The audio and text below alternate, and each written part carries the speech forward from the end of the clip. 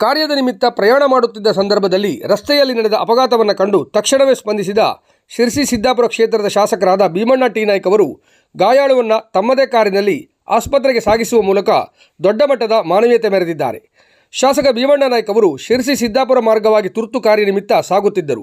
ಈ ಸಂದರ್ಭದಲ್ಲಿ ಮಾರ್ಗ ಮಧ್ಯೆ ರಸ್ತೆ ಅಪಘಾತವೊಂದು ಸಂಭವಿಸಿ ವ್ಯಕ್ತಿಯೊಬ್ಬರು ಗಾಯಗೊಂಡು ರಸ್ತೆಯಲ್ಲೇ ಬಿದ್ದಿರುವುದನ್ನು ಶಾಸಕರು ಗಮನಿಸಿದ್ದಾರೆ.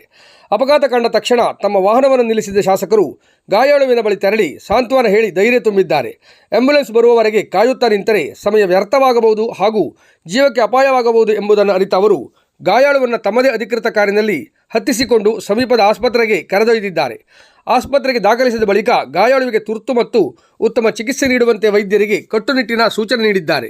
ಚಿಕಿತ್ಸಾ ವೆಚ್ಚದ ಬಗ್ಗೆಯೂ ಭರವಸೆ ನೀಡಿ ಮಾನವೀಯತೆ ಮೆರೆದಿದ್ದಾರೆ. ಅಧಿಕಾರದ ಹಮ್ಮಿಲ್ಲದೆ ಸಾಮಾನ್ಯ ನಾಗರಿಕನಂತೆ ರಸ್ತೆಗಿಳಿದು ಪ್ರಾಣ ಉಳಿಸಲು ಮುಂದಾದ ಶಾಸಕರ ಈ ನಡೆ ಇತರರಿಗೆ ಮಾದರಿಯಾಗಿದೆ. ಶಾಸಕರ ಸಮಯ ಪ್ರಜ್ಞೆ ಮತ್ತು ಜನಪರ ಕಾಳಜಿಗೆ ಸಾರ್ವಜನಿಕ ವಲಯದಲ್ಲಿ ಹಾಗೂ ಸಾಮಾಜಿಕ ಜಾಲತಾಣಗಳಲ್ಲಿ ವ್ಯಾಪಕ ಶ್ಲಾಘನೆ ವ್ಯಕ್ತವಾಗುತ್ತಿದೆ.